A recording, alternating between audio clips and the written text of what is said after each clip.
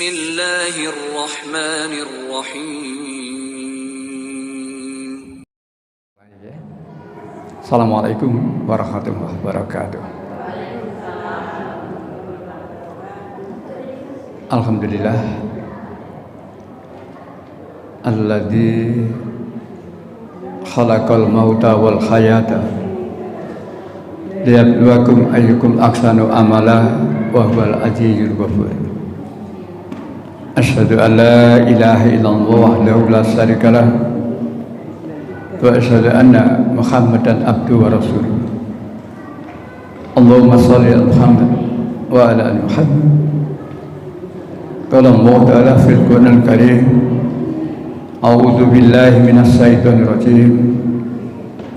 Ya ayyuhalladzina amanu ittaqullaha haqqa tuqatih wa la tamutunna illa wa antum muslimun. Wa qala ta'ala aidan, ya ayyuhalladzina amanu ittaqullaha wa qulu qawlan sadida. Shadaqallahu adzim. Ibu-ibu serta bapak sekalian, calon-calon penghuni surga. Amin. Barangkali tidak banyak yang menyebut calon-calon penghuni surga ya.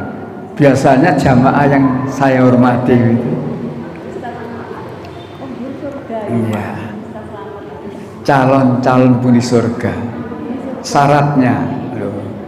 Saya dan penjaringan sudah terdaftar kok, itu daftarnya. Calon penghuni surga sudah terdaftar semuanya. Syaratnya diantaranya satu, jangan murtad. Begitu murtad dicoret dari daftar ini, seret, ganti daftar yang sana, neraka. Dalam? Oh iya, kalau sudah kafir sudah jelas. Sama, syirik kan juga ada ancamannya. Dan barang siapa yang syirik mempersekutukan Allah, sama. Jadi kalau kafir sudah karuan ya, karuan sudah. Tapi kalau sekarang Islam tiba-tiba murtad, sudah daftarnya pindah. Kalau kafir sudah jelas, ya lah. Baik. Oleh karena itu jaga baik-baik dan tingkatkan kualitas keislaman kita, keimanan kita, dan bahkan mudah-mudahan Allah tidak mematikan kita kecuali dalam keadaan husnul khotimah. Salawat dan salam semoga tetap tercurahkan pada junjungan kita Rasulullah Nabi Muhammad SAW dan seluruh pengikut-pengikutnya hingga akhir zaman nanti. Marilah kita awali kajian pagi hari ini dengan ucap basmalah. Bismillahirrahmanirrahim. Ibu bapak yang saya hormati, yang dirahmati Allah, yang banyak dibicarakan pada hari-hari ini adalah kapan dari raya ini. Jadi banyak pembicaraan itu ya. Kita sudah mendapatkan kabar berita resmi ya, Arab Saudi hari rayanya hari Ahad, berarti wukufnya Sabtu. Itu Arab Saudi. Memang ada pendapat ya, untuk urusan yang terkait haji itu harus mengikuti sana. Untuk urusan yang terkait haji itu mengikuti Arab Saudi. Tetapi itu tidak mutlak begitu. Tidak mutlak begitu. Ya. Masing-masing wilayah itu kan punya cara untuk menentukan kapan dengan sistem melihat bulan itu. Yang jelas alhamdulillah itu ya, alhamdulillah tahun ini pemerintah Indonesia, NU, Muhammadiyah sama. Kalau Muhammadiyah sejak awal dengan melakukan perhitungan seperti biasanya, Muhammadiyah sejak awal sudah menyampaikan pemberitahuan itu bahwa Muhammadiyah berdasarkan ini, maka 1 Zulhijjah bertepatan dengan tanggal 8 Juni. Itu jauh sebelum Arab Saudi mengumumkan ya, itulah yang biasa dilakukan oleh Muhammadiyah dengan perhitungan yang sangat teliti itu. Yang kemudian disusul berita berikutnya, alhamdulillah pemerintah dari sidang isbatnya, hasil sidang isbat juga menentukan bahwa 1 Zulhijjah bertepatan dengan tanggal 8 Juni. Berarti pemerintah, yang kalau ngomong pemerintah itu didominasi oleh Nahdlatul Ulama, Depak itu sama dengan Muhammadiyah. Jadi untuk urusan ini alhamdulillah masyarakat tidak terlalu pusing, walaupun ada beberapa di antara umat Islam Indonesia yang masih berpegang bahwa urusan haji itu kiblatnya harus Saudi Arabia. Memang ada ya. Yang saya dengar diantaranya Masjid Mujahidin katanya itu yang saya dengar. Saya sendiri belum dengar langsung ya, tapi kok beritanya begitu ya. Pondok Ganton Jaya. Terlepas siapapun monggo. Lalu bagaimana kalau kembali pada dalil ya, supaya tidak ribut, surat 42 ayat 15. Karena itu serulah mereka beriman dan tetaplah beriman dan berdakwah sebagaimana diperintahkan kepadamu Muhammad, dan janganlah menuruti keinginan mereka dan katakanlah aku beriman kepada kitab yang diturunkan Allah dan aku diperintahkan agar berlaku adil di antara kamu. Allah Tuhan kami dan Tuhan kamu, bagi kami perbuatan kami dan bagi kamu perbuatan kami. Tidak perlu ada pertengkaran antara kami dan kamu. Allah menurunkan antara kita dan kepadanya lah kita kembali. Kalimat yang di tengah-tengah itu jelas ya. Allahu Rabbuna wa Rabbukum. Allah itu Tuhanku dan Tuhanmu. Kemudian lanjutannya lana a'maluta walakum a'malukum. Bagi kami amalan kami, bagi kamu amalan kamu. Ya seperti hari ini ada yang puasa Arafah hari Sabtu dan juga ada yang puasa Arafah hari Ahad. Jadi ayat ini mari kita pahami. Lana a'maluna walakum a'malukum. Kemudian dilanjutkan, tidak ada perbantahan, tidak ada saling menghujat antara aku dan kamu. Jadi yang nanti itu puasa Arafah hari Sabtu, jangan menyalahkan bagi yang berpuasa Arafah hari Ahad. Yang berpuasa Arafah hari Ahad, jangan menyalahkan yang berpuasa Arafah hari Sabtu. Sing salah sapa? Sing salah iku wong Islam gak gelem poso.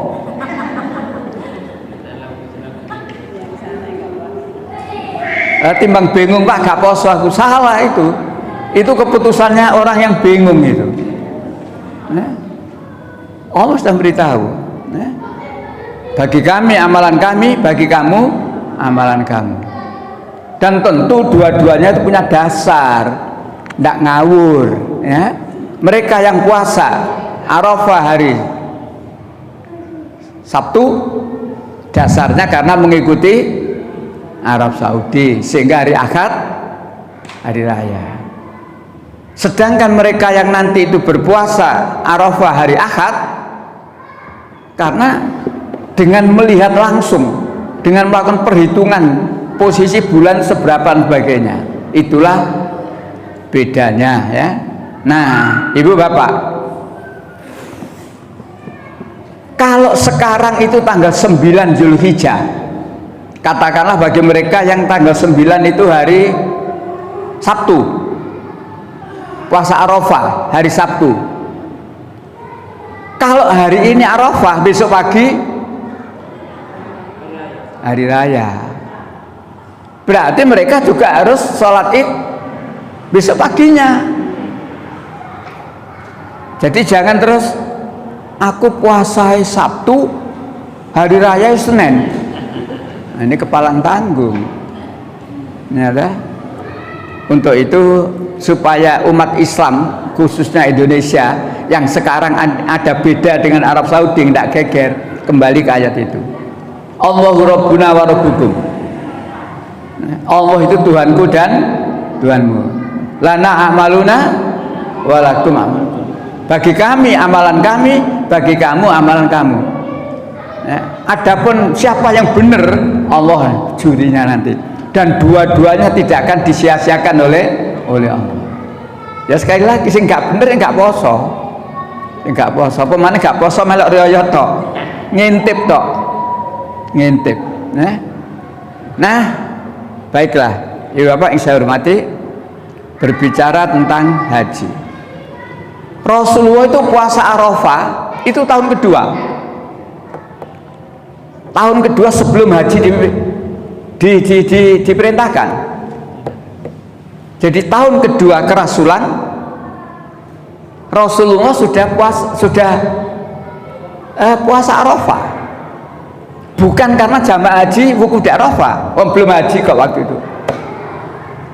Belum diperintahkan haji. Tapi Rasulullah sudah puasa Arafah. Padahal haji diperintahkan tahun kelima kerasulan. Artinya definisi tentang puasa Arafah itu seperti itu. Satu, orang mengartikan puasa Arafah itu dilaksanakan tanggal 9 Zulhijjah. Puasa Arafah itu dilaksanakan tanggal 9 Zulhijjah. Nah setelahnya haji diperintahkan oleh Allah, maka puasa Arafah itu ternyata tanggal 9 Zulhijjah itu bertepatan dengan wukuf di Arafah. Jadi ada dua definisi yang memberikan arti bahwa puasa Arafah itu pada waktu jamaah haji sedang wukuf di Arafah, ya gak salah. Puasa Arafah bersamaan dengan jamaah haji wukuf di Arafah. Tapi kita ini lain wilayah, punya cara perhitungan sendiri. Nah, jadi kalau ada ribut, ya balik definisi saja. Ya. Yang jelas Muhammadiyah berdefinisi puasa Arafah itu dilaksanakan 9 Zulhijjah. Jadi andai kata suatu ketika berbeda sendiri dengan yang lain, insya Allah tidak bingung Muhammadiyah itu, karena punya keyakinan dan tidak sekedar yakin, tapi dengan perhitungan yang sangat teliti dengan dalil Al-Quran. Baik, sampai di situ dulu. Mudah-mudahan kita besok tidak bingung. Kadang-kadang yang buat bingungan itu ya, gimana endi. Nah, tidak usah bingung. Ya. Baik, ibu bapak yang saya hormati, haji memang diperintahkan oleh Allah bagi yang mampu. Nah, jadi jelas kalimatnya itu, manistato'a walillahi ala nasijil baiti manistato'a ilaihi sabila. Jelas melihat ayat itu, melihat kewajiban haji yang ada di surat 3 ayat 97 itu, sepertinya tidak ada ancaman bagi orang yang mampu tapi tidak berhaji. Sepertinya tidak ada ancaman. Tolong dilihat surat 3 97. Monggo Bapak. Barang siapa memasuki Baitullah, amanah dia, dan di antara kewajiban manusia terhadap Allah adalah melaksanakan ibadah haji ke Baitullah, yaitu bagi orang-orang yang mampu mengadakan perjalanan ke sana. Barang siapa mengingkari kewajiban haji, maka ketahuilah bahwa Allah Maha Kaya, tidak memerlukan sesuatu dari seluruh alam. Itu dalilnya. Di antara kewajiban manusia adalah menunaikan ibadah haji ke Baitullah. Menunaikan ibadah haji ke Baitullah. Karena dulu tahun berapa itu ada kaji Jember, ada seorang ulama terkenal di Jember, kalau membuat bangunan ya ada semacam seperti Ka'bah dan sebagainya, orang cukup pulang sudah dapat kopiah putih, sehingga dulu terkenal kaji Jember. Tapi sudah dilarang oleh pemerintah sudah lama ini ya. Balik lagi, ayatnya jelas, diperintah oleh Allah beribadah haji ke Baitullah. Lalu kalimat terakhirnya bagi yang mampu. Ya. Ini tidak bisa dipisah, ibadah haji ke Baitullah bagi yang mampu.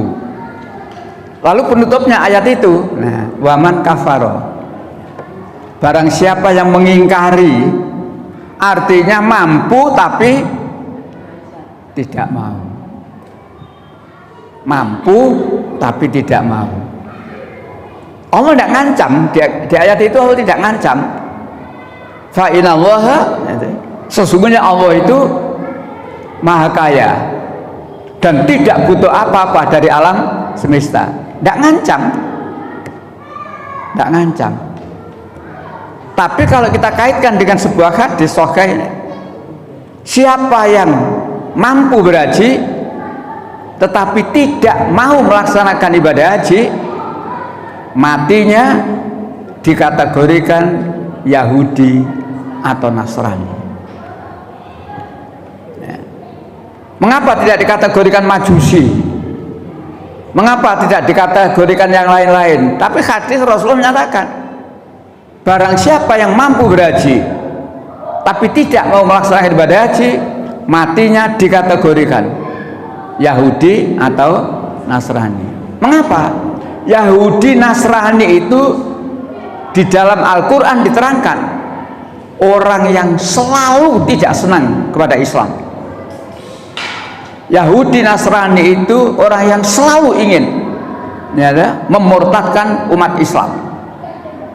Jadi berarti orang yang tidak mau berhaji, orang yang kaya tapi tidak berhaji, berarti termasuk orang yang ingin menghancurkan agama Islam. Nah, jadi hadis itu kita cari kenapa? Jawabannya di surat 2 ayat 120. Walan tardo ankal yahudu walan nasor. Jawabannya di situ. Orang-orang Yahudi dan orang-orang Nasrani ya, sekali-kali, artinya selamanya ya. Jadi orang Yahudi atau orang Nasrani itu selamanya ya, surat 2 120. Dan orang-orang Yahudi dan Nasrani tidak akan rela kepada Muhammad sebelum engkau mengikuti agama mereka. Itulah pernyataan Allah. Orang-orang Yahudi dan orang-orang Nasrani sekali-kali tidak akan rela, tidak akan senang pada kamu sebelum kamu mengikuti agama mereka. Dilanjutkan ayat 217, suratnya tetap kalimatnya di tengah-tengah ya. 217 kali. Mereka tidak henti-hentinya memerangi kamu sampai mereka dapat mengembalikan kamu dari agamamu. Itulah ya. Jadi Allah beritahu mereka. Ini ada kaitannya dengan 120. Mereka siapa? Orang Yahudi, orang Nasrani. Tidak henti-hentinya memerangi kamu sampai mereka dapat memurtadkan kamu dari kamu. Jadi orang yang punya kemampuan berhaji lalu tidak mau berhaji disamakan oleh Allah dengan orang yang pembenci umat Islam. Maka saya katakan kalau berdasar 397 tadi sepertinya tidak ada ancaman. Wa man kafara fa inallaha ghaniyun 'anil alamin. Barang siapa yang mengingkari mampu berhaji tapi tidak mau berhaji, Allah tidak ngancam, Allah hanya sumber. Sesungguhnya aku Allah itu maha kaya, tidak butuh apa-apa dari alam semesta. Sepertinya tidak ngancam. Tapi melihat hadis tadi sungguh. Mudah-mudahan umat Islam yang merasa mampu jangan kalah dengan godaan setan. Setan itu menggoda dengan banyak cara, menakut-nakuti. Nek rono kok mati nang kono. Nang kono perusahaanmu mbok tinggal sak meneh suwene dan seterusnya. Dan seterusnya. Akhirnya aku meneh haji badal ae. Aku gak lunga kaji saiki, meneh aja dibadali. Pernah dengar haji badal? Ada dalilnya enggak ya haji badal itu? Badal haji atau haji badal? Ada. Suatu ketika seorang perempuan datang pada Rasul, ya Rasulullah, ibu saya sudah meninggal dan belum berhaji. Bagaimana kalau saya berhaji untuk ibu saya? Saya ulangi, suatu ketika seorang perempuan datang ke Rasulullah mengatakan, ya Rasulullah, ibu saya sudah meninggal tapi belum berhaji. Bolehkah kalau saya berhaji untuk ibu saya? Rasul jawab, ya. Dalam kejadian lain, seorang laki-laki datang kepada Rasulullah, ya Rasulullah, bapak saya sudah meninggal, belum berhaji. Bolehkah saya berhaji untuk bapak saya? Rasulullah menyatakan, ya. Berarti dua kejadian itu, dua hadis itu dijadikan dasar oleh orang-orang yang kemudian melaksanakan badal haji. Tetapi yang perlu diketahui adalah anak berhaji untuk orang tua. Anak bagaimana? Anaknya itu sendiri sudah berhaji. Andai kata itu yang dilaksanakan, masih ada dalilnya. Tapi sekarang sudah tidak itu. Biasanya dititipkan kiai. Ustadz, ini yang tidak ada dalilnya.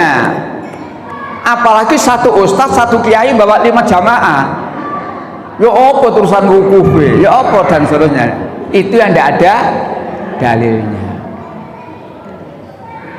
Jadi ini untuk menjelaskan hadis yang tadi itu. Adapun kalau kita baca dari Al-Quran tentang ayat-ayat yang menyatakan bahwa seseorang itu tidak memperoleh apa-apa kecuali yang ia kerjakan. Jadi kalau saya beribadah haji, pahala haji saya untuk siapa? Untuk saya. Tidak bisa saya oper ke orang lain. Ada banyak ayat, coba kita lihat 4, 6, 15. Banyak ayat ya, banyak ayat itu. Dari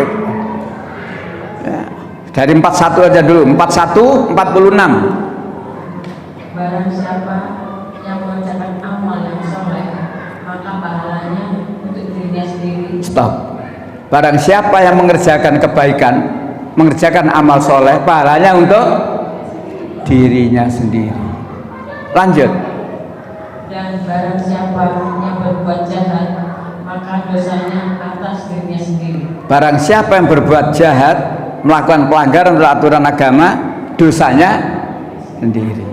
Lanjut. Dan sekali-sekali tidaklah Tuhanmu menganiaya hamba-hambanya.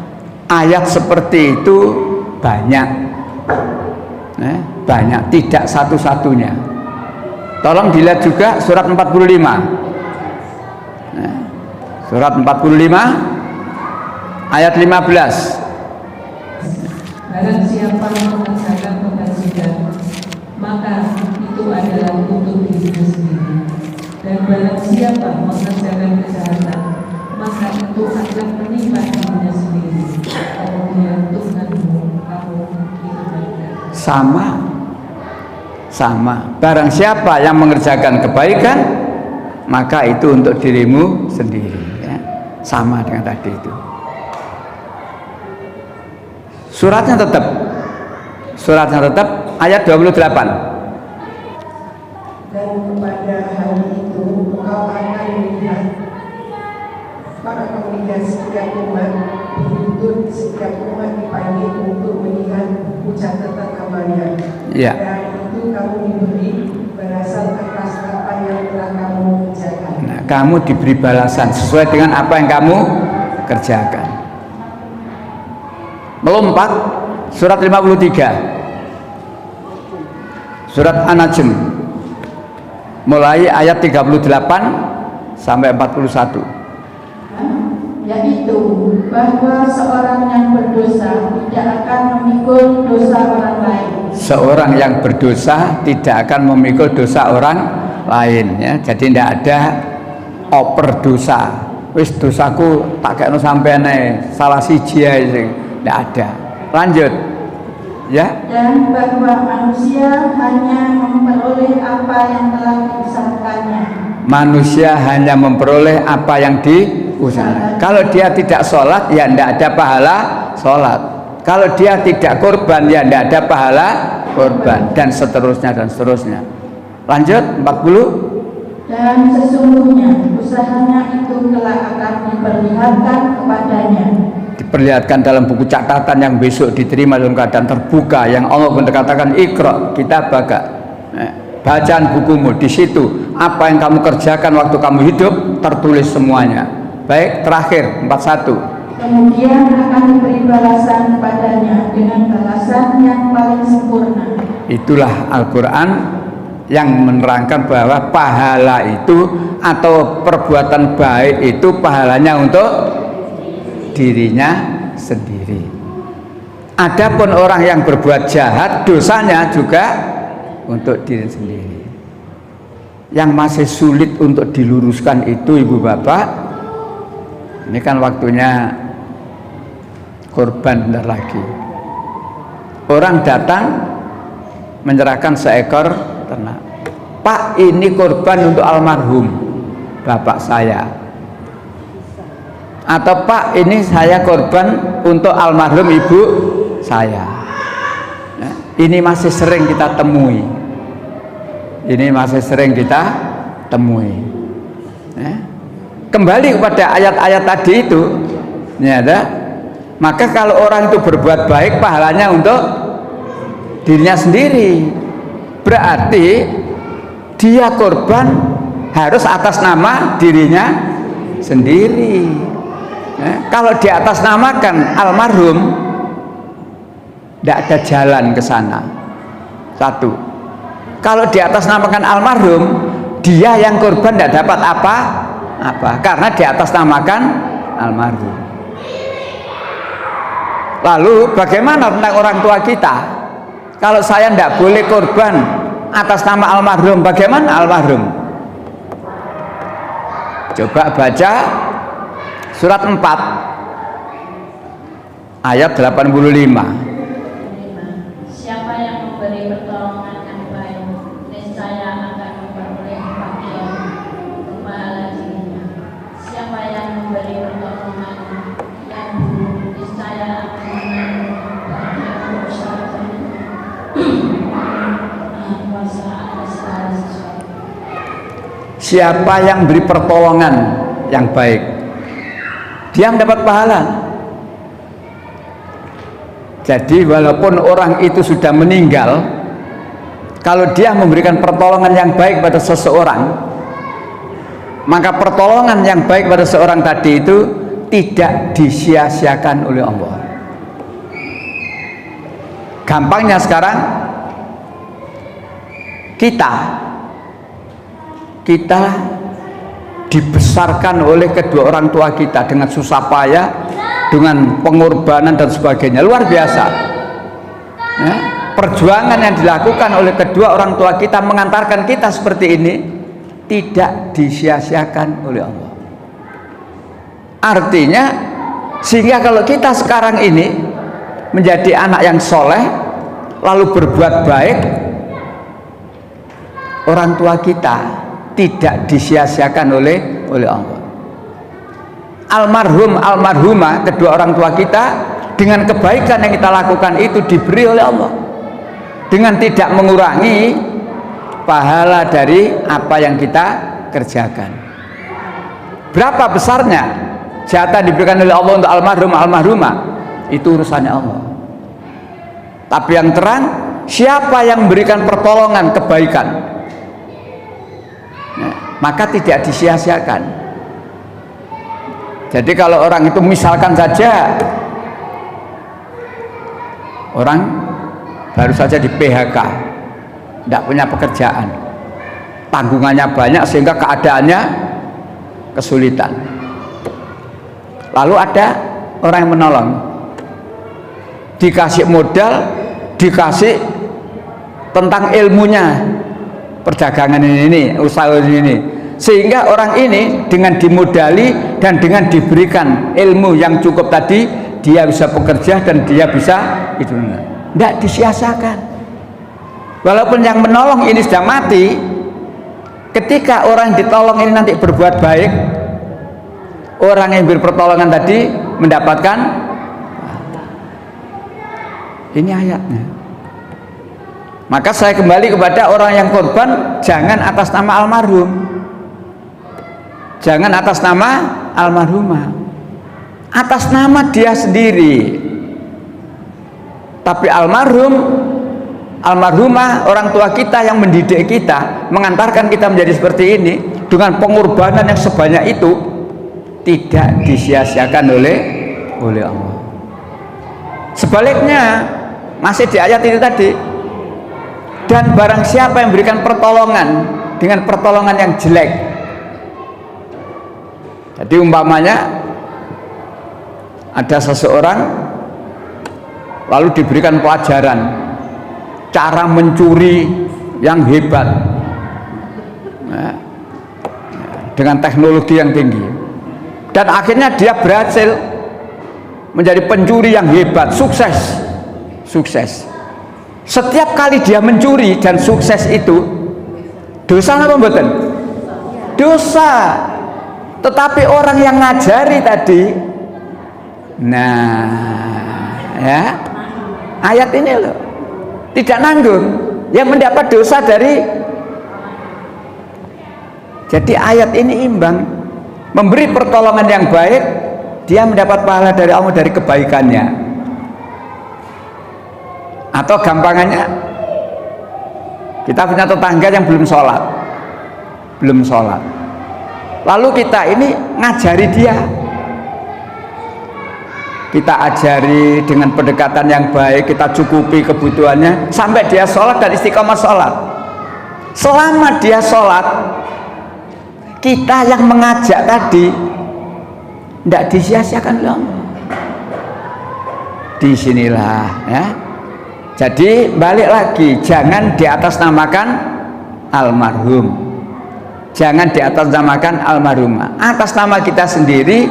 Dan Allah sekali-kali tidak menyia-nyiakan kebaikan yang dilakukan oleh siapapun, oleh orang tua kita kepada kita, oleh teman kita kepada kita. Kebaikan yang pernah diberikan kepada kita ya, tetap dipahalai oleh Allah. Imbang. Dan siapa yang memberikan pertolongan kejahatan, loh, ya, mendidik jahat. Jadi tadi contohnya ngajari seorang untuk menjadi pencuri yang ulung, ya, tidak gampang ketangkep, dan ternyata sukses. Ya. Jadi kalau sekarang misalkan urusan tambang itu, misalkan ono sing ngelatih, pelatihnya jadi gak terima sing korupsi sampai 300 triliun itu tondak. Sopo dhisik ngajari tambang kok sampai kaya ngene iki. Ngomong tambang ibu bapak, menggok sithik ngomong tambang. Pemerintah baik hati dalam tanda petik. Bukan baik hati sebenarnya. Cara pemerintah mencari hati. Maka ormas diberi izin mengelola tambang, ngikuti ya. Saya bisa langsung ya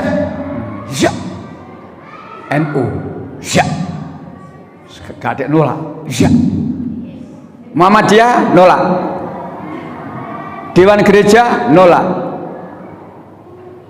KWI nolak. Kenapa?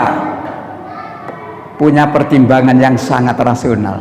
Jangan-jangan ini tutup mulut bagi ormas-ormas itu untuk tidak gampangane Dewan Gereja, Wali Gereja, Muhammadiyah gak cerobohan. Iku cara Jawa. Gak cerobohan. Adapun yang mau ya monggo itu hadiah. Kalau kemudian NU dengan lapang dada mau, monggo itu hadiah. Saya tidak menyalahkan. Orang banyak membela rakyat yang disengsarakan oleh masalah tambang. Misalkan Muhammadiyah banyak membantu rakyat ini ngatasi gitu. Nah kalau saiki diberi izin, meneh berhadapan karo rakyat dhewe. Dan seterusnya. Memang pemerintah itu pinter tapi licik. Pinter. Akale akeh tapi licik. Dan seringkali bermental gugup. Wah, iku sing sora. Seringkali bermental gugup. Nah, ini Allah yang berikan sebutan Allah, bukan saya kok. Ya, karena dia itu berpaling dari Al-Quran, maka mereka ditemani setan. Karena mereka berpaling dari Al-Quran, maka mereka hanya mengikuti keinginannya yang rendah, hanya mengikuti hawa nafsu. Orang kalau sudah berpaling dari Al-Quran, hanya mengikuti hawa nafsu, keinginan yang rendah, maka kata Allah, mereka itu sama dengan anjing. Ini Allah yang beritahu. 7176. Itu Allah yang beri merek, itu bukan saya, bukan kiai yang beri merek itu. Yang memberi merek itu Allah. Nah, maka jangan kita bermental gugup. Kenapa Allah menyebut anjing? Quran ini diturunkan di Mekah, diturunkan di Madinah. Mengapa Allah tidak menyatakan seperti unta? Kok gak ngono? Kok seperti anjing? Lalu diterangkan di ayat itu, anjing itu kalau kamu halau, nih mbok gurak, mbok gesu, melet. Tapi anjing itu kalau kamu biarkan, tambah dawa melete. Apa maknanya dalam kehidupan? Orang yang bermental seperti anjing itu, kalau sudah membuat satu keputusan, walaupun kamu ingatkan, melet, gak mau menerima. Kalau kamu biarkan, tambah dodro itu. Yang sekarang belum selesai sampai hari ini, tapera, tabungan perumahan rakyat. Walaupun buruh bengok-bengok, dipermiskin oleh keputusan presiden itu. Pengusaha juga bengok-bengok karena juga ikut menanggung, tapi melet, tidak bergeming. Itu contoh gampang. Tapi pernah suatu ketika tidak melet, Pak. Pernah suatu ketika tidak melet kok. Apa itu? Kasus UKT, uang kuliah tunggal, ribut. Nah, menterinya ketika dicecar masalah di DPR, pelunga-pelungu menterinya, pelunga-pelungu bingung. Akhirnya Jokowi membuat satu keputusan, UKT ditunda. Oh, bolong kupingnya, alhamdulillah, gak melet tiba ya. Nah, mudah-mudahan kasus yang lain mau menggunakan akal.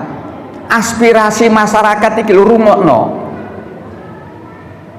Kemarin saya beri contoh, Nabi Ibrahim itu uswatun hasanah. Dalam hal apa? Ketika Nabi Ibrahim diperintah oleh Allah, sembelih anakmu. Nabi Ibrahim tidak terus nyekel anak itu sembelih, nurut, enggak. Nabi Ibrahim luar biasa. Ayat itu kalau diterapkan dalam kepemimpinan RT, RW, lurah, camat sampai presiden, terapkan sikap Ibrahim pada anaknya itu. Nah, semalam bapak melihat dalam mimpi, Mimpi di sini artinya diperintah oleh Allah, bukan mimpi isu omong-omong terus dalu mimpi, bukan. Apa Pak? Bapak diperintah oleh Allah menyembelih kamu, luar biasa. Lalu Ibrahim berkata, oleh karena itu pikirkan, renungkan baik-baik bagaimana pendapatmu. Artinya apa? Rakyat diberi kesempatan untuk menyampaikan aspirasi. Ya apa, ya apa, ya apa, ya apa. Begitu loh. Ini yang jarang ditiru. Ya.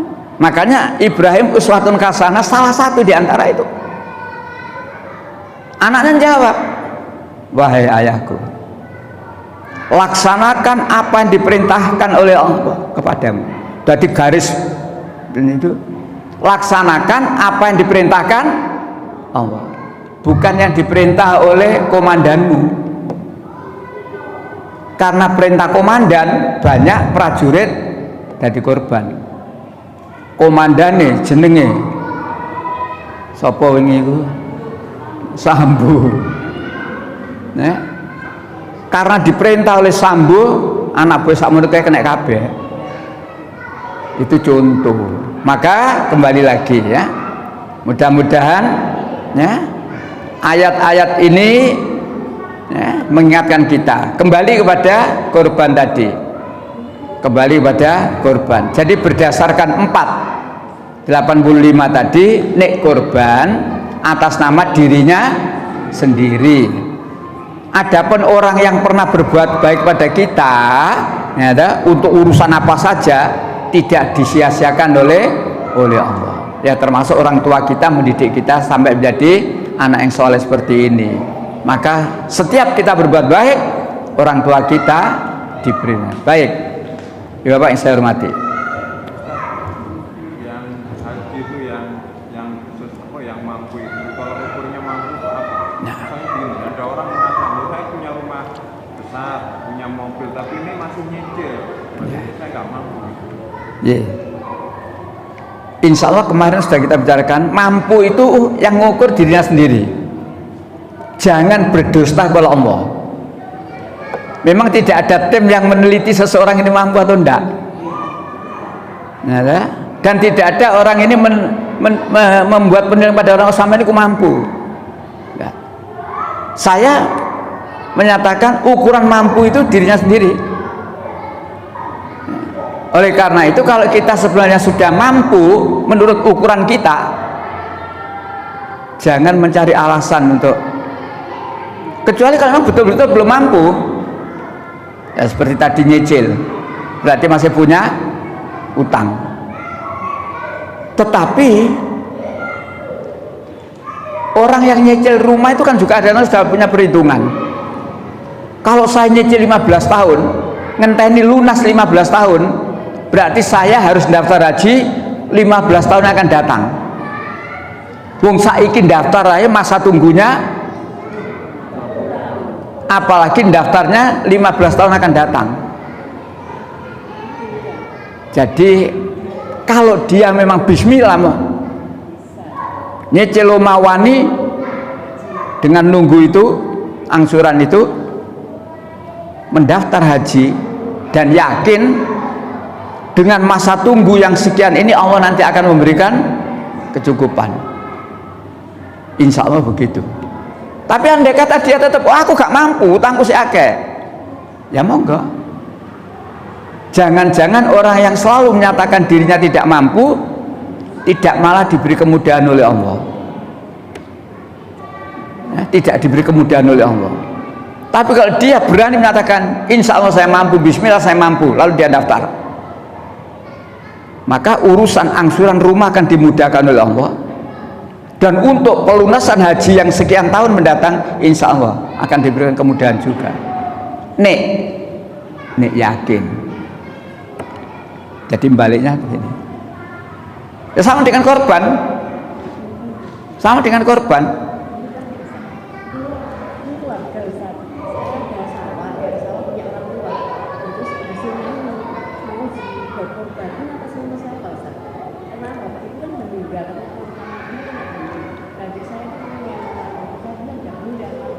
kurban.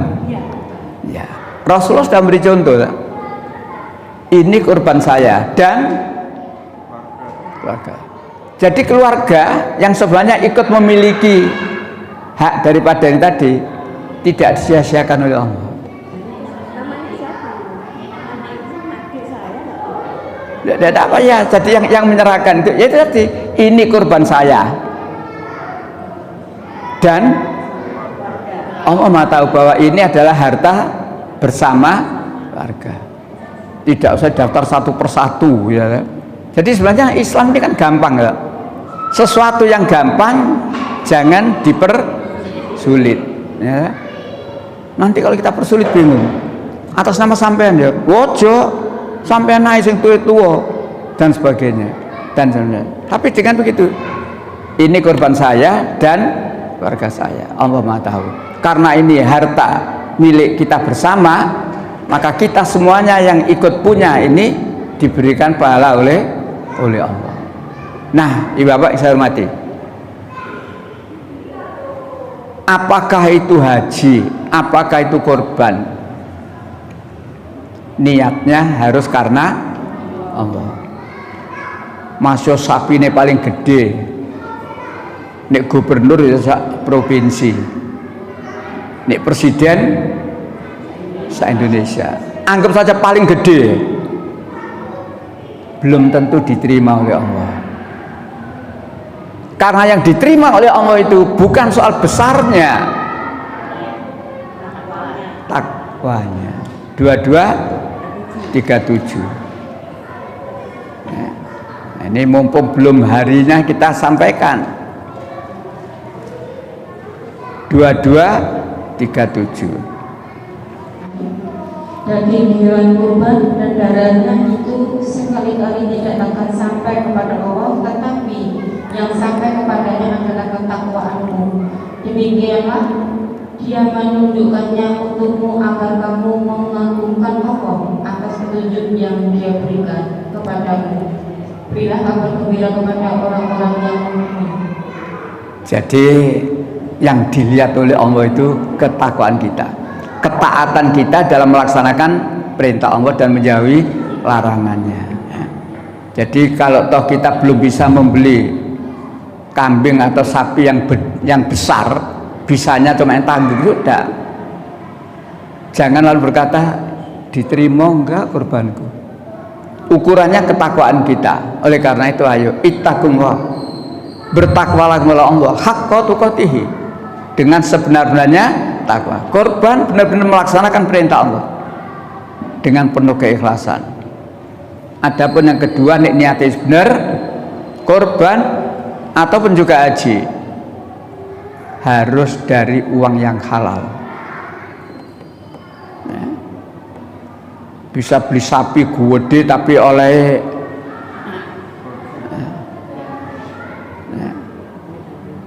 kan banyak begitu. Pengelola tambang saya nggak genah nyogok pejabat supaya diizini. Uang sogokan ditukokno sapi, ndak ana pahalai. Tuh gampangnya kan begitu. Jadi uangnya ya termasuk haji. Uang yang digunakan untuk ibadah haji harus uang yang halal. Jangan uang yang hasil dari ndak genah itu. Dan juga termasuk halal di sini caranya. Kalau dia tidak punya apa itu paspor haji, banyak atau jamaah Indonesia ditangkap ya. Tidak halal itu. Oh dia tidak punya paspor haji kok tidak mau pulang. Mestinya kan harus pulang. Sebelum musim haji harus pulang. Karena dia tidak punya visa itu. Tapi karena dia nekat melakukan itu, kecekel. Jadi kalau di sini tadi uangnya itu harus dari yang halal, tidak sekedar uangnya jadi tadi. Punya visa enggak punya, boleh. Untung nek dioleh notok. Ditahan, gak boleh. Lapo kan gak boleh? Ditahan do Arab. Lapo? Nah, aku gak duwe. Nah, begini ini loh. niatnya baik, beribadah, tapi caranya tidak benar. Niat baik harus dilakukan dengan cara yang baik di sini. Termasuk juga ittiba. Jadi korban juga harus ittiba. Kapan ternak itu boleh disembelih? Bagaimana cara menyembelihnya? Disalurkan kepada siapa? Kapan batas akhir penyembelihan? Biasanya organisasi-organisasi banyak mengadakan pelatihan penyembelihan korban. Baik, Ibu Bapak yang saya hormati, balik lagi. Jadi modelnya haji, ada istilah baru kemarin itu ya, ada istilah baru haji itu, murur. Ada yang baca Quran kemarin, murur. Artinya murur itu dijelaskan di Quran kemarin itu, setelahnya jamaah haji wukuf di Arafah, matahari terbenam, berarti wukuf selesai. Lalu kemana jamaah haji ini? Musdalifah. Berapa lama di Musdalifah menurut Rasulullah? Sampai selesai subuh. Itu kalau menurut Rasulullah. Ittiba, mengikuti, mencontoh Rasulullah. Kecuali bagi mereka yang sakit, lapor kepada pimpinan rombongan, lalu diangkut ke Mina tanpa menunggu sholat subuh di Musdalifah. Sekarang ini ada istilah murur.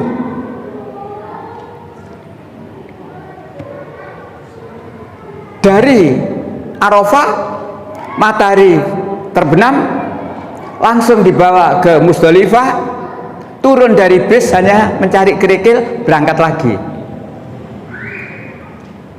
Saya ingat ketika saya haji tahun 94. Jadi tahun 94 saya dulu begitu.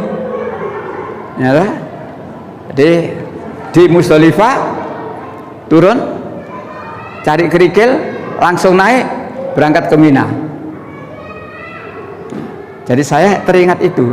Cuma waktu itu tidak ada istilah murur, tidak ada istilah murur. Lalu saya haji yang kedua tahun 2005, waktu itu saya membimbing jamaah haji Muhammadiyah. Betul-betul Muhammadiyah melaksanakan dan memberikan bimbingan sesuai dengan contoh Rasulullah. Begitu matahari terbenam, wukuf selesai. Jamaah banyak yang sholat maghrib dan isya di Arafah tadi, karena memang sudah masuk maghrib. Tidak salah karena sudah masuk maghrib. Menurut Rasulullah gimana? Sholatnya di Musdalifah, ya, jamaah. Walaupun sholat maghrib di Arafah nggak salah karena waktu sudah masuk maghrib, tapi menurut Rasulullah bergegas menuju ke Musdalifah, sholatnya di Musdalifah, jamak maghrib dan isya. Setelahnya itu silakan istirahat, silakan baca Quran, silakan, dan diantaranya mencari kerikil. Sampai jam berapa? Sampai subuh. Setelah sholat subuh berjamaah, baru kendaraan datang mengambil. Jadi di drop. Jadi dari Arafah di drop di Musdalifah tinggal. Jadi kita masuk di pagar yang sangat luas itu. Setelah sholat subuh baru diangkut ke Mina. Itu menurut Rasulullah. Jadi saya dua kali, dua cara. Ya. Yang 94 dulu saya ikut Al-Falah. Ya, jadi bimbingannya dan sebagainya saya ikut Al-Falah. Nah, itu. Yang 2005 saya sebagai pembimbing. Ada lagi yang beda, menonjol bedanya. Tarwiyah. Umumnya jamaah haji itu tanggal 8 Zulhijjah meninggalkan Mekah langsung menuju ke Arafah umumnya, sehingga panjenengan bermalam semalam di Arafah. Coba yang sudah pernah haji dieling-eling, bermalam semalam di Arafah. Ada menurut Rasulullah tidak gitu. 8 Zulhijjah itu jamaah haji meninggalkan Mekah ke Mina. Ke Mina dulu. Semalam di Mina. Sudah ada tenda, sudah ada plotnya masing-masing. Cuma oleh pemerintah disepakati ini darurat. Jadi dianggap ini darurat, sehingga jamaah tanggal 8 itu langsung Arafah. Karena kalau semuanya ke Mina, keter, ribet, sehingga pemerintah menganggap ini darurat. Sedikit sekali, tidak banyak. Ngapunten, umumnya jamaah Muhammadiyah, KBA Muhammadiyah itu umumnya begitu. Dari Mekah Mina memang berat. Saya harus menghadap dulu pada penguasa. Kenapa? Misi. Akibat dari itu tanggung jawab sendiri. Kendaraan cari sendiri. Pak Yusuf kemarin kan begitu tuh. Pak Yusuf tahun kemarin ke Muhammadiyah. Begitu caranya. Dan ada apa-apa di Mina tanggung jawabnya sendiri. Saya tanda tangan itu.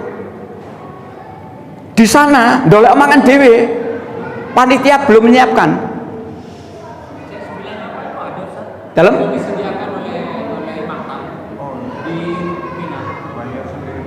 Oh, tapi itu tidak masuk pemerintah, Pak. Kita punya channel sendiri. Saya punya channel Muhammadiyah ini namanya Ustadz Qadir.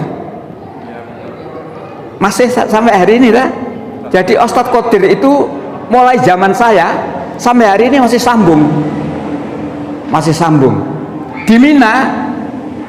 Kita sudah kontak, waktunya makan siang di drop, tidak ada yang ngirim, tapi yang bayar sendiri, ada hitungan khusus. Dan dari Mina besok paginya selesai sholat subuh ke Arafah, doleh habis dewe, bayar dewe, sehingga yang lain-lain sudah di tenda, kita baru datang kayak wong kirinan. Ini kebetulan Pak Yusuf baru kemarin itu, gitu Pak ya. Saya ingat betul kenapa? Karena saya pembimbing waktu itu. Saya kurus sekali Bu, Bapak. Saya 2005 itu kurus sekali. Ya, kenapa? Tanggung jawabnya luar biasa. Nah waktu itu haji saya haji rasa. Lu kok rasa bayar? Saya sebagai pembimbing dibayari. Kalau yang 94 saya sama istri bayar dewe. Saya cuma ketua regu, pulang gendut-gendut gitu. Jadi ibadah ini, kalau ibadah mahdoh, kembali pada ayat 3321, laqad kana lakum fi rasulillahi uswatun hasanah. Sungguh pada diri Rasulullah itu terdapat suri teladan. Jadi ikuti contoh Rasulullah. Dan seterusnya. Baik, saya kira tidak banyak masalah lagi. Saya bawakan lembaran. Nah, hati nih, saya bawakan lembaran gereja dengan haji dan sholat. Luar biasa ya. Mungkin baru kali ini penjenengan ini. Gereja haji ya. Majalah Gatra mengangkat topik. Kalau dulu ada Lia Aminuddin, Lia Edan ya. Itu lebih dikenal Lia Edan. Dan seterusnya. Ternyata gereja juga melakukan sesuatu yang intinya ya, kalau saya mengkaburkan tanda panah pertama. Tanda panah pertama, mereka berkata upaya pendekatan kerukunan antar umat beragama. Jadi mengadakan haji, mereka juga sholat dan sebagainya adalah merupakan upaya pendekatan kerukunan antar umat beragama. Jadi umat beragama biar rukun, biar tidak berantem. Untuk itu dimunculkan sebuah agama yang bahasa ibadahnya ya Indonesia, ya Arab, supaya toleransi gitu. Ya bahasa Ibrani, ya, jadi keren. Dogmanya tauhid, dogmanya tauhid. Tapi mereka mengikuti ajaran salib. Don di tauhid bulat. Makanya hati-hati. Ya memang di sana terlaksana. Di sana memang banyak melakukan cara seperti ibadahnya orang Islam, tapi sebenarnya itu hanya mengkaburkan, menipu umat Islam supaya menganggap di sana itu sama. Nah, maka lembaran ini ya, ini saya ambil dari media dakwah bulan November 98. Oh, saya kalau disuruh ngarsip itu hebat, Bu. Tahun 98 ini ya, mengarsip ini hebat. Oh, saya mengarsip istri saya tahun 71. Tahun 71 saya mengarsip istri saya itu. Ya, saya nikah 71. Ya, berarti sudah 53 tahun. Alhamdulillah. Baik, kembali lagi. Dogmanya tauhid, tapi mengikuti ajaran salib. Di mana salib tersebut dimuliakan karena Yesus adalah, di mana tauhidnya? Wong Islam ki meleo ngono lho karepku. Ojo gampang dibujuki, aku ya tauhid, meleo. Tauhidmu ndek endi? Tauhid tapi masih beranggapan Yesus adalah anak Allah. Padahal Quran mengatakan lam yalid. Allah tidak beranak, Allah tidak peranakan. Nah, lanjut. Acara diawali dengan memasang lilin. Laki-laki pakai becak, peci, kopiah, perempuan jilbab. Tauhid. Tetapi ada acara jamuan kudus, menyantap daging dan darah Tuhan. Wes nggak ngena. Jadi cara-cara Islam itu diambil, tapi kemudian di dalamnya, nah, cara mereka. Jadi mencampur aduk yang hak dengan yang batil. Padahal Quran jelas wala talbizul haqqa bil batil wa taktumul haqq wa antum ta'lamun. Jangan kamu campur aduk. Disinilah maka umat Islam harus teliti. Kalau ada orang ngomong agamaku podo kok, ono hajine barang, ono salate barang, beda. Ini tidak usah saya baca semuanya, nanti bisa baca sendiri ya. Yang sebelah kanan saja ya. Dan di atas segalanya seorang tokoh kita, arek Jawa nih, seorang tokoh kita yang amat berwibawa sehingga jin pun takluk padanya. Telah mengumandangkan makna dan jiwa dari ke-6 organisasi internasional tersebut. Yang sebelah kiri itu ya, sebelah kiri bawah itu 6 organisasi internasional itu, di mana beliau sendirilah salah satu ketua umumnya. Apa yang sudah dikumandangkan di Indonesia? 1, Assalamualaikum diganti dengan sekelingan dah, sekelingan dah. Assalamualaikum ganti, itu berbau Arab itu. Ini isu ya gantiin selamat.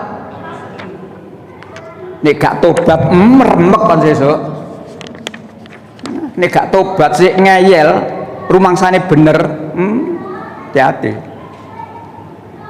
2, penyembelihan hewan tidak harus orang Islam, siapapun boleh. Padahal kita ini kan disyariatkan. Ojo mana sih nyembelih, madepe nandi diatur, itu gak asal ngek. Yang ketiga,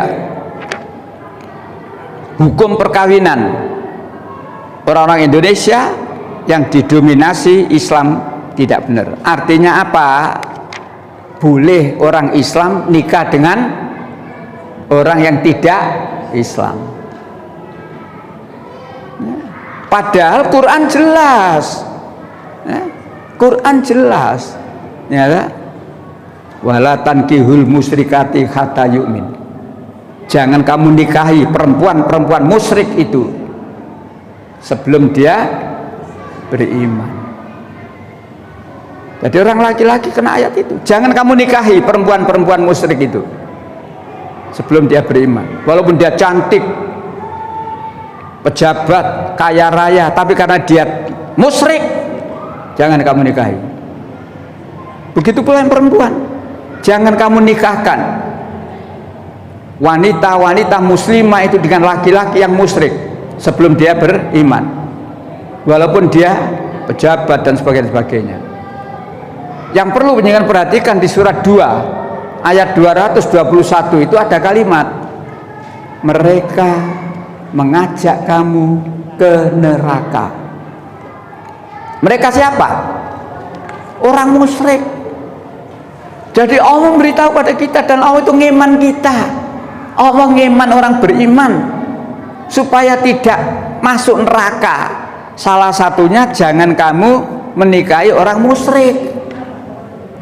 Mereka mengajak kamu ke neraka, sedangkan Allah mengajak kamu ke surga dengan segala karunia-Nya.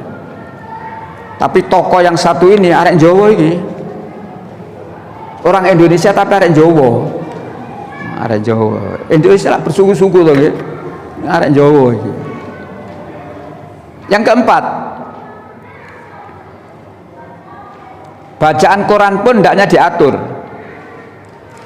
Orang-orang Kristen membacanya pelita, media dakwah, hidayatullah.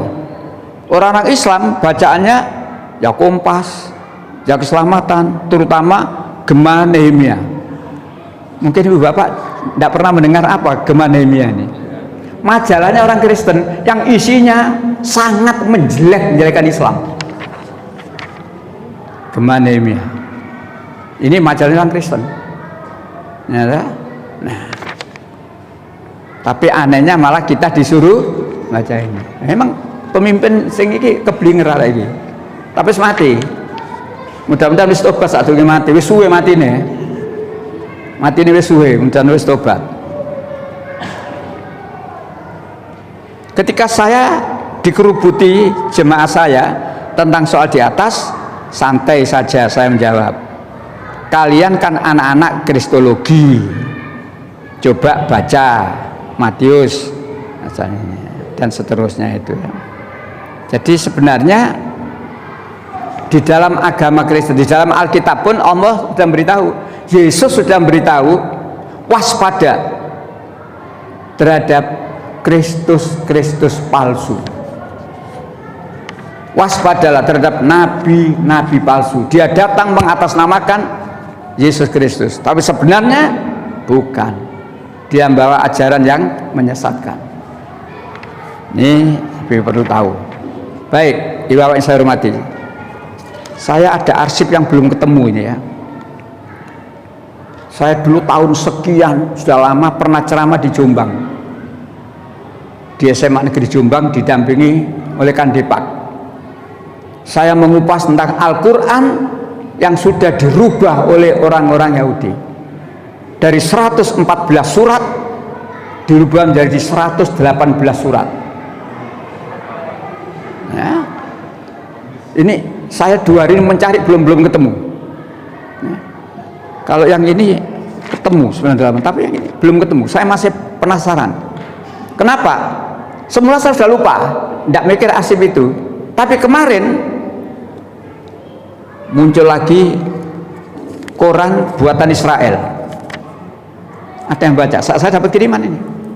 Nah, juga dirubah, nah, juga dirubah. Terutama di surat 9 ada banyak perubahan. Nah, jadi memang mereka seperti itu. cara menghancurkan Islam itu diantaranya lewat kitab suci. Kitab suci mereka juga berbahasa Arab.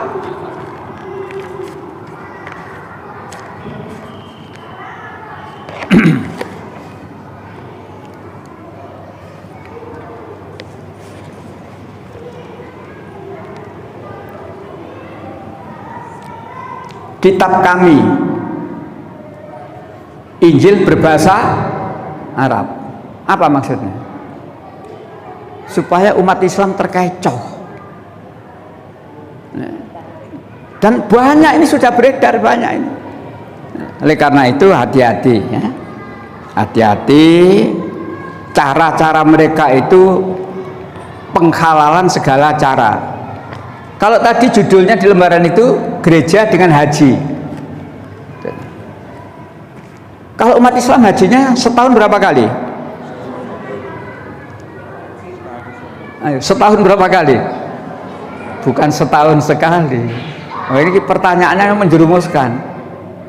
Seumur hidup wajibnya satu kali. Di sini setahun 3 kali. Nah ini yang ada garis pinggir 2 itu loh. Yang ada garis pinggir 2 sebelah kiri, ya, kiri. Ya.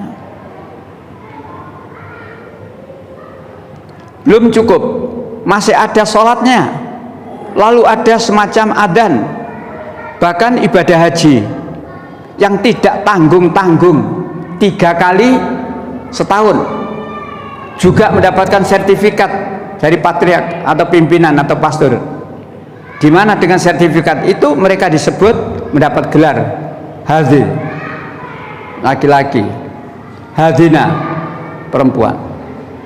Jadi mereka selalu menyesuaikan diri menyerupai Islam.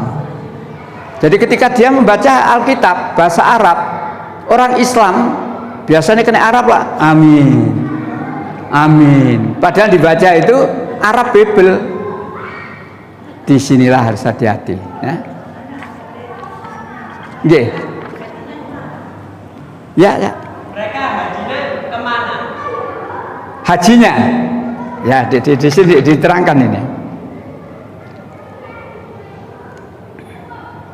Jadi dia kiblatnya itu Masjidil Aqsa. Ya, jadi diterangkan itu. Ya.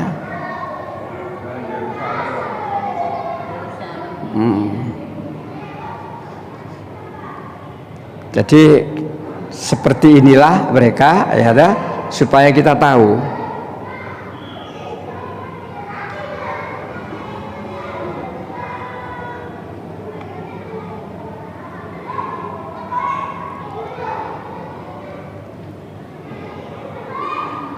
Yang paling menonjol ini adalah kedatangannya gereja Ortodoks Syria.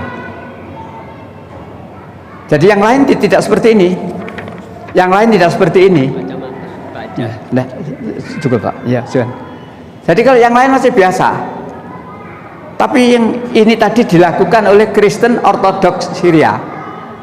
Yang kitab sucinya berbahasa Arab. Yang pakai ajaran sebagainya itu ya. Jadi ini yang sangat mengkhawatirkan ya. Malah di lembar yang lain diterangkan itu kedatangan mereka ke Indonesia disambut oleh tokoh-tokoh Islam yang terkenal waktu itu.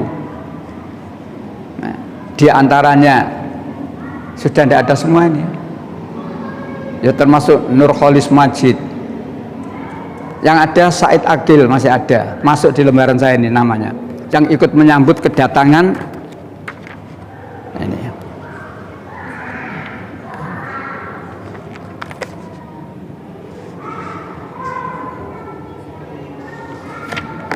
Jadi memang mengkhawatirkan ya Bapak, tapi ya kita perlu tahu ya, kita perlu tahu supaya tidak mudah terjerumus gitu ya.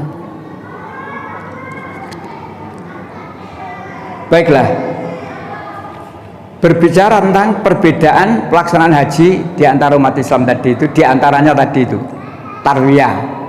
Jadi andai kata penjenengan suatu ketika beribadah haji, ini iso ikuti seperti contoh yang dilakukan Rasul. Tapi kalau pembimbingnya sudah mengatakan langsung Mekah, langsung Arafah, ya penjenengan tidak mungkin tinggal sendiri di Mina, ya berangkat ke sana. Lah tidak sempurna Pak, urusannya pembimbing, urusannya panitia. Nah, penjenengan jangan ngeyel. Makanya nih iso cari KBIH, kelompok bimbingan ibadah haji yang betul-betul melaksanakan sesuai dengan contoh dari Rasulullah. Dan itu memang tidak gampang, hanya sedikit. Dan masih banyak beda. Ya. Tetapi balik lagi, penjenengan sudah berusaha sungguh-sungguh mengikuti seperti yang dicontohkan Rasulullah. Adapun kemudian atasan kita yang mengatur itu begitu, yes. Allah Maha tahu.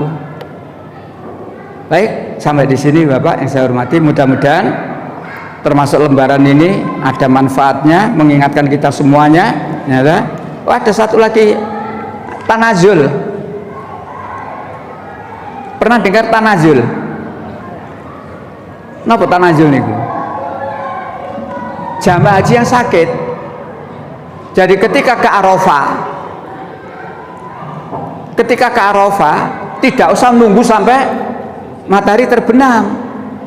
Jadi dari Mekah dibawa oleh ambulan tulit, yang penting sudah masuk wilayah Arafah, dibawa balik lagi. Kalau dia dari rumah sakit ya dibalik nang rumah sakit, kalau dia dari hotel tanazul. Karena apa? Karena kalau dia tidak ke Arafah gak sah, mati sebelum wukuf, belum haji. Walaupun dia gelombang pertama sudah di sana beberapa hari, tapi belum wukuf, mati, belum haji. Maka kata Rasulullah, haji itu Arafah. Ya, haji itu Arafah. Nah, bagi yang sakit tadi menggunakan istilah tanazul, dibawa dari penginapan, dari hotel, atau kalau sedang dirawat di rumah sakit, diangkut ambulan masuk wilayah Arafah. Hanya beberapa saat ada di wilayah Arafah, balik lagi. Berarti kewajibannya sudah dilaksanakan. Lalu bagaimana tentang mabit? Tidak wajib mutlak. Bahkan di Mina boleh nitip bah? Boleh nitip. Lempar jumrah kan boleh? Nah, jadi kita harus tahu, bisa membedakan mana yang harus kita, mana yang, nah disitu lainannya. Jadi ilmu ini penting. Tanpa memiliki ilmu gampang di badalai 5 juta dagang iku nyambut gawe iku nolak duit. Nek sampe lu kaji biasa 50 juta badalai meneh 7,5 enteng. Maka hati-hati. Baik, sampai di sini Bapak. Mudah-mudahan apa yang saya sampaikan berbagai masalah dalam soal haji dan monggo.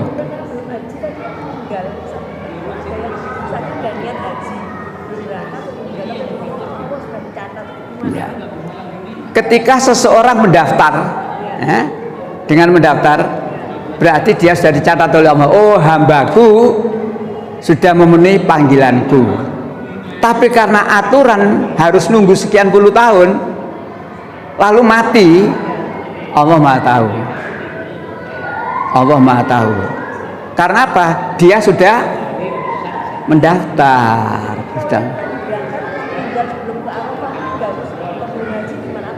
Iya, sama. Apalagi sudah di sana ya.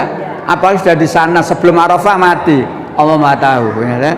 Jadi kalau sudah kedisian umur, itu urusannya Allah. Yang penting kita sudah sami'na wa ata'na. Maka mudah-mudahan dan alhamdulillah ya, yang sudah berhaji sejak dulu hingga tahun ini dan akan datang mudah-mudahan semuanya ya, ada hajinya mabrur. Dan yang akan datang juga demikian, ketika beribadah haji nanti diberi kemudahan sehingga hajinya mabrur. Baik, kita akhiri Bapak dengan baca hamdalah. Alhamdulillahirabbil alamin. Subhanakallahumma wa bihamdika asyhadu an la ilaha illa anta astaghfiruka wa atubu ilaik. Assalamualaikum warahmatullahi wabarakatuh.